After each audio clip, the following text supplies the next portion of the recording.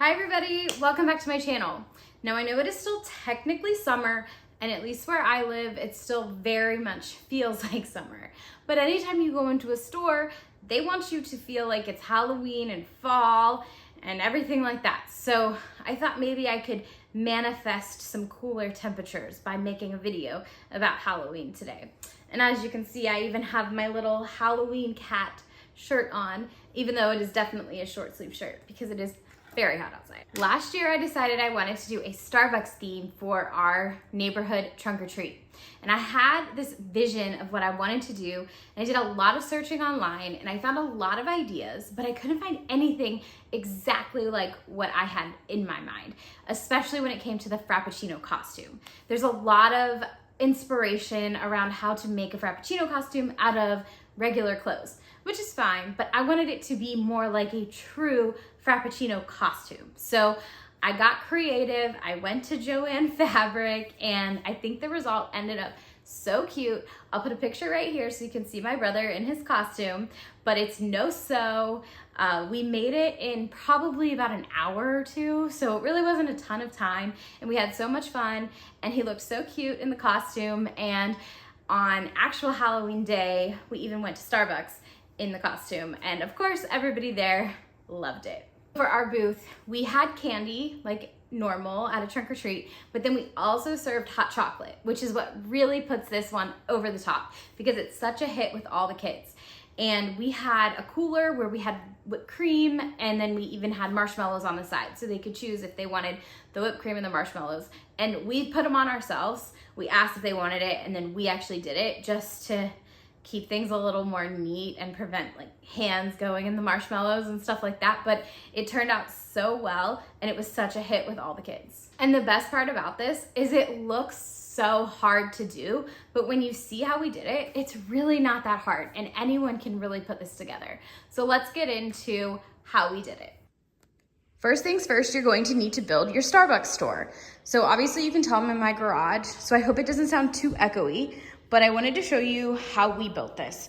My husband actually just whipped this up in about an hour with some scraps that we had laying around the house already. So you definitely don't need anything super fancy, and you can just get creative and make this work maybe with stuff you already have at the house and not even spend any additional money.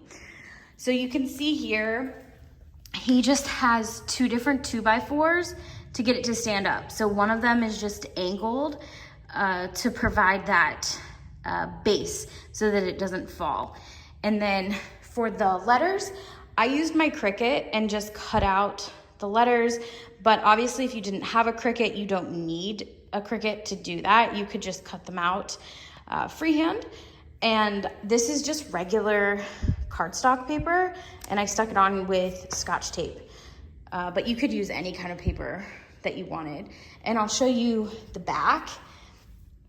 Obviously you can see it's very simple construction here, nothing too fancy. We painted it when we were all done, so we didn't paint the back. We did not paint the back. So you can see here it's, you know, obviously a different color, but we weren't really concerned about how the back of it looked. And the one thing you want to keep in mind when you're building this out is make sure it will fit in your car if you need to take it somewhere. So we were actually limited with how high we could make it because we needed to fit it in our car. And this was as big as it would fit in our car. So just make sure you keep that in mind and you don't end up with an issue where you can't transport what you've built. And then the next thing you'll need is a table to put this on. So this is the table that we used, which is a very simple, just folding table. This one actually folds in half, which makes it really easy to transport and takes up less space in the car. But you could use any kind of table that you just already have at your house. And for the brick portion, I actually don't have this anymore. I threw it away when we got back, but I used a photo backdrop that I found on Amazon. So I'll link it in the description below if you wanted to grab it there. But it is basically just a really thick paper vinyl-y kind of material. So it's really easy to just cut with scissors. And then I just taped it on the edge of the table and kind of around the front and over the side. And then I just cut the bottom off so that it hit, you know, at the ground, because the backdrop that came was absolutely huge. And I probably could have made like 3 of these with how much material was included on that backdrop. Big touch for your booth, obviously the hot chocolate. So I just used this 5-gallon drinking cooler, and I made the hot chocolate at my house before we went. So I boiled a bunch of water on the stove, like in the biggest pot that I had, and then dumped the water in here and then put the hot chocolate powder in and then just mixed it up that way. And it stayed super hot. I think we were there probably over 3 hours.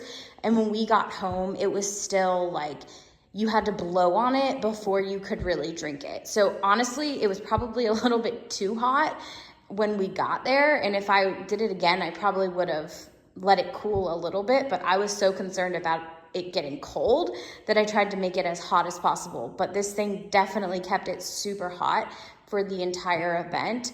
And I was so surprised with how hot it was when we got home. So this is the Frappuccino costume that I made. My husband is holding it up for me. So as you can see, it is made with just felt. So I went to Joann Fabric and just browsed what they had and found something that looked as close to what I was looking for as I could. And then the whipped cream is just made out of a more like fuzzy fabric. Again, this was just from Joann's, and I just went in there and browsed the aisles. They have so much variety and so much different stuff, and just picked something that I thought looked good. And then the straw is just made out of a paper towel roll that I covered in some green felt. So that was a super easy little DIY. So how did I do the whipped cream?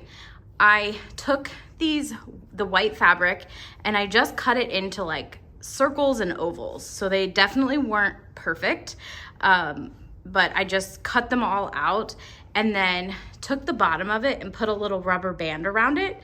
So I had a bunch of little rubber banded balls kind of the fabric. And then once my brother put the costume on, I just started hot gluing these all around so I could see how they should be placed to look more like whipped cream and look more fluffy. Obviously now he's worn it a couple times and it's been hanging up in the closet, so it's probably a little bit messed up, but you can see right here, like this one's hot glued to that one. So there was really no like science to it.